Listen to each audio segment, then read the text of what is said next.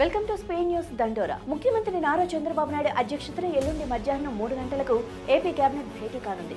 మంత్రివర్గ సమావేశంలో కీలక అంశాలపై మంత్రులు చర్చించనున్నారు. ముఖ్యంగా ప్రధాని నరేంద్ర మోడీ ఏపీ పర్యటన ఏర్పాట్లపై ఏపీ కేబినెట్ చర్చించనుంది. ఈ నెల 16వ తేదీన ఏపీ పర్యటనకు ప్రధాని మోడీ రానున్నారు. ఈ పర్యటనలో శ్రీశైలం మల్లికార్జున స్వామిని దర్శించుకోనున్న ఆయన ఆ తర్వాత జీఎస్టీపై అవగాహన కల్పించేలా కర్నూలులో ర్యాలీ నిర్వహించనున్నారు. మరోవైపు ఏపీలో జీఎస్టీ కార్యక్రమాలకు సంబంధించి కేబినెట్ సమావేశంలో మంత్రులకు సీఎం చంద్రబాబు దిశానిర్దేశం చేయనున్నారు. YCP MP Mithun Reddy shocking వ్యాఖ్యలు చేశారు. రాజమండ్రి జైల్లో తనను ఎంతగా టార్చర్ పెట్టారో ఆయన వివరించారు. తెలుగుదేశం పార్టీ ఎప్పుడు అధికారంలో ఉన్నా రాజకీయ కక్ష సాధింపుల్లో భాగంగా తప్పుడు కేసులు పెట్టడం అలవాటేనని మిథున్ రెడ్డి ఆగ్రహం వ్యక్తం చేశారు. ప్రభుత్వ అసమర్థతపై ప్రజల్లో అసంతృప్తి పెరిగిన ప్రతిసారి ప్రజల దృష్టిని మళ్లించేందుకు సంబంధం లేని అంశాలను ముందుకు తెచ్చి అక్రమ కేసులు బనాయిస్తున్నారని విమర్శించారు. ఇటువంటి చర్యలతో భయపెట్టాలనుకోవడం వారి అవివేకమన్నారు. కేసుల్ని న్యాయపరంగానే ఎదుర్కొంటామన్నారు. కృత్రిమ మీద ఆటోమేషన్ కారణాలు చెబుతూ ఉద్యోగులను తగ్గించేందుకు ఐటీ సంస్థలు చేస్తున్న ప్రయత్నాలపై వైసీపీ మాజీ ఎంపీ విజయసాయిరెడ్డి ఆందోళన వ్యక్తం చేశారు.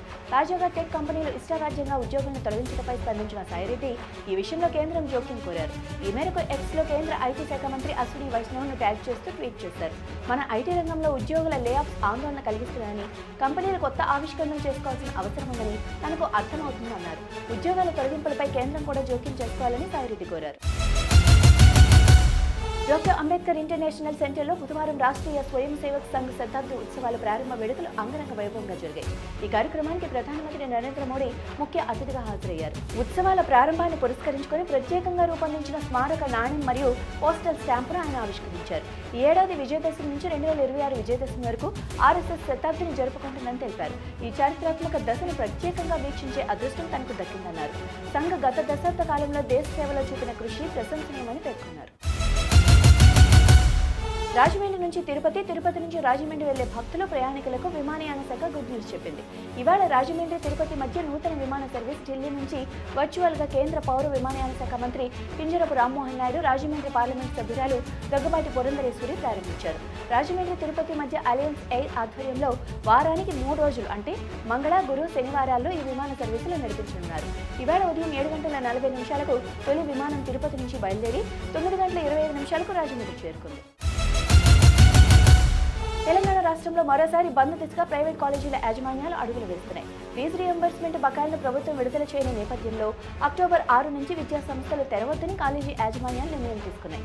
అయితే విద్యా సంస్థల బంద్పై కాలేజీ యాజమాన్యాలు అధికారిక ప్రకటన విడుదల చేయాల్సి ఉండగా ఇటీవల రియంబర్స్మెంట్ బకాయిలను విడుదల చేయాలని డిమాండ్ చేస్తూ సెప్టెంబర్ 15 నుంచి నిరవధిక బంద్కు కాలేజీల యాజమాన్యాలు పిలుపునిచ్చిన విషయం తెలిసిందే. ఎమ్మెల్యేల అనర్హత పిటిషన్లపై స్పీకర్ గడ్డం ప్రసాద్ సమక్షంలో విచారణ కొనసాగుతోంది. ఫిరాయింపుల ఆరోపణలు ఎదుర్కొంటున్న ఎమ్మెల్యేలను చింతా ప్రభాకర్ రెడ్డి అడ్వకేట్లు క్రాస్ ఎగ్జామినేషన్ చేస్తున్నారు. ఈ క్రమంలో కాళ యాదయ్య ప్రత్యక్ష విచారణ ముగియగా అనంతరం మరో ఎమ్మెల్యే గూడెం మహిపాల్ రెడ్డి విచారణ మొదలైంది. ఇదిలా ఉండగా ఫిరాయింపు ఆరోపణలు ఎదుర్కొంటున్న 4 ఎమ్మెల్యేల అడ్వకేట్లు పిటిషన్దారులైన బీఆర్ఎస్ ఎమ్మెల్యేలు పల్లా రాజేశ్వరరెడ్డి, కల్వకుంట్ల సంజయ్, చింతా ప్రభాకర్ను సోమవారం విచారించిన విషయం తెలిసిందే. తెలంగాణ కొత్త పోలీస్ డైరెక్టర్ జనరల్ గా సీనియర్ ఐపీఎస్ అధికారి శివధర్ రెడ్డి బాధ్యతలు స్వీకరించారు. ఈ ఉదయం లక్కీ కపూర్ కార్యాలయంలో వేద పండితుల మంత్రోచ్చారణల మధ్య ఛార్జ్ తీసుకున్నారు. అనంతరం విలేకరుల సమావేశంలో ఆయన పలు అంశాలను ప్రస్తావించారు. శాంతి భద్రతలను కాపాడే విషయంలో రాజీ పడే ప్రసక్తి లేదని తేల్చెప్పారు. పోలీసులకు ఇదొక స్టాండర్డ్ ప్రోటోకాల్ అని గుర్తు చేశారు. అంతర్గతంగా ప్రతి ఒక్క పోలీస్ కానిస్టేబుల్ నైపుణ్యాలను మెరుగుపరచుకోవడానికి ప్రాధాన్యత ఇవ్వాల్సి ఉందని సూచించారు. రాష్ట్రంలో త్వరలో జరగబోయే స్థానిక సంస్థల ఎన్నికల గురించి శివధర్ రెడ్డి మాట్లాడారు. తెలంగాణలో 2014 నుంచి 10 ఏళ్ల కాలంలో రైతుల బలవన్మరణాలు తగ్గాయన్న జాతీయ నేర గణాంక విభాగం నివేదికపై టీఆర్ఎస్ వర్కింగ్ ప్రెసిడెంట్ కేటీఆర్ స్పందించారు. తన అధికారిక సోషల్ మీడియా అకౌంట్ ఎక్స్ ద్వారా స్పందన తెలియజేశారు. కేసీఆర్ రైతు బంధు పాలన రైతులకు స్వర్ణయుగమనే విషయం మరోమారు రుజువైందని ఆయన పేర్కొన్నారు.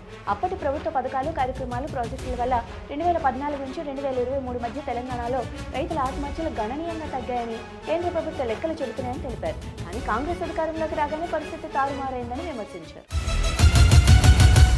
టాలీవుడ్ స్టార్ అక్కినేని నాగార్జునకు ఢిల్లీ హైకోర్టు నుండి పెద్ద ఊరట లభించింది. ఆన్లైన్ ప్లాట్ఫామ్లో తన పేరు, ఫోటోలు, వాయిస్లతో పాటు ఇతర వ్యక్తిత్వ లక్షణాలను ఆర్టిఫిషియల్ ఇంటెలిజెన్స్ ద్వారా అనధికారికంగా వాడుతున్నారని ఆరోపిస్తూ నాగార్జున ఇటీవల న్యాయస్థానాన్ని ఆశ్రయించారు. తన వ్యక్తిత్వాన్ని ఇలా దుర్వినియోగం చేయడం తన గౌరవ ప్రతిష్టను దెబ్బతీస్తోందని పిటిషన్లో తెలిపారు. ఈ పిటిషన్పై విచారణ జరిపిన ఢిల్లీ హైకోర్టు నాగార్జునకు లీగల్ ప్రొటెక్షన్ కల్పిస్తూ కీలక మధ్యంతర ఉత్తర్వులు జారీ చేసింది. ఇది ఇప్పటివరకు చేరుకున్న స్టీవ్ న్యూస్ దండోరా. చూస్తూనే ఉండండి అభినవ్ భారత్.